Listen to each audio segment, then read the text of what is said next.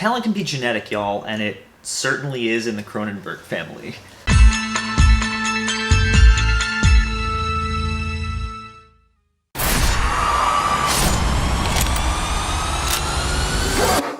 Me out.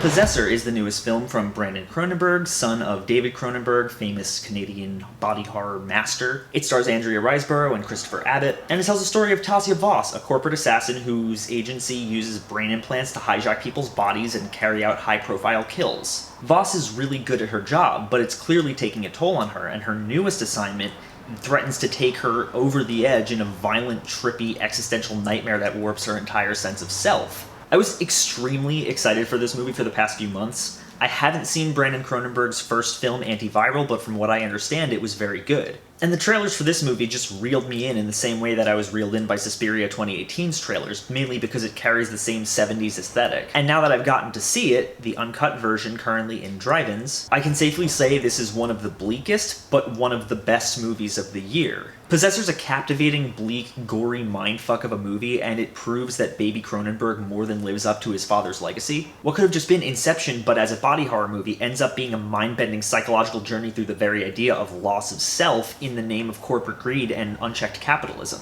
Andrea Riseborough is one of the best working indie horror actors today, and Voss is a character who is clearly fucked up by her work, and Riseborough just sells that expertly. She's just hollow. She's great at what she does because there's just nothing left. She's completely lost herself in the job. She should not be doing this anymore, despite how good she is at it.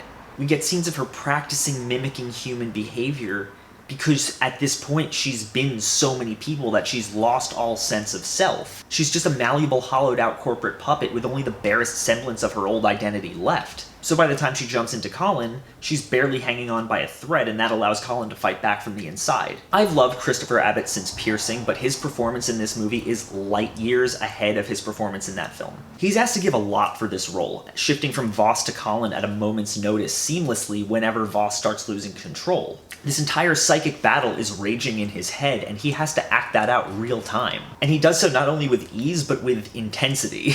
The longer Voss is in his brain, the more unstable her connection becomes, and the more control begins flipping back and forth between the two hosts. What starts as Voss not having proper control over one hand eventually develops into a full-on psychic wrestling match that's portrayed in one of the coolest, most abstract ways I've ever seen. Brandon Cronenberg's use of body horror is interesting because he's using it very differently than his father did. Don't get me wrong, you're still getting the same gooey, fleshy, disgusting mayhem that you're expecting, but Brandon uses it to bring up a very different discussion than David did. Rather than using it as a means of portraying man's discomfort with his own body the way that David Cronenberg did, Brandon is using it as an abstract means of portraying dissociation and disconnection with the rest of the outside world. It's ultimately a film about human connection and losing one's sense of self and identity in one's job, both metatextually and literally. It just conveys that through a lot of excellent symbolism combined with absolutely glorious practical effects that are disturbing to look at, but so beautiful you can't look away. The body horror imagery is gruesome, but it's all deeply symbolic. Even the violence, grisly as it is,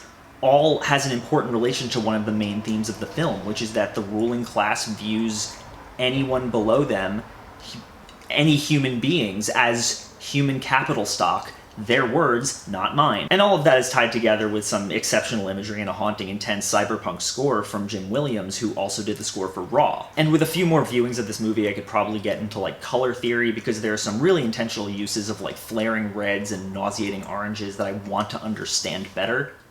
So I want to watch this movie many more times. I do wish we had a little more time to know Colin before Voss hijacks his body, just so that we can further highlight the eventual blurring of their two consciousness. But even without that, that's such a nitpick. I still loved this movie. It's a punishing, brutal movie that's shockingly original in its concept and shockingly broad in what it's talking about in an effective but abstract manner.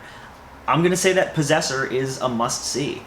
It's disturbing and gross with some amazing practical effects and some of the best performances I've seen in a horror film this year, and it's extremely cool that Brandon Cronenberg was able to take the three things that his father mastered working with, gore, body horror, and eroticism, and do with them effectively something both similar and very different to the work that his father has made. Possessor is currently playing uncut in theaters and drive-ins, so please go to a drive-in. It's still a pandemic, wear your masks. But if you don't want to risk it, I understand.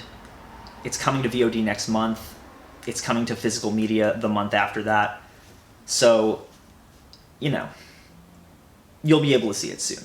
As always, guys, thank you so much for watching. If you like this channel and you want to see more, click down there, like, comment, subscribe. If you haven't heard by now, I am doing 31 Nights of Halloween this month. That means every night, roughly around 9 p.m., I'm going to be watching a movie of my choice. I've made a watch list for every day of the month. And during that time, any of y'all are welcome to watch along with me and hear my commentary if you want to subscribe to my Patreon. I've lowered the Discord tier to $5. So if any of y'all want to spend $5 and join me for movie watches every night, or just pick which movies you want to watch with me, please consider donating. I'd really appreciate it. It's going to be a lot of fun. We've done 2 of the 3 John Carpenter Apocalypse Trilogy movies. We're about to start the next one as I speak. Tomorrow we're doing Basket Case. It's going to be wild, y'all, so please join if you want.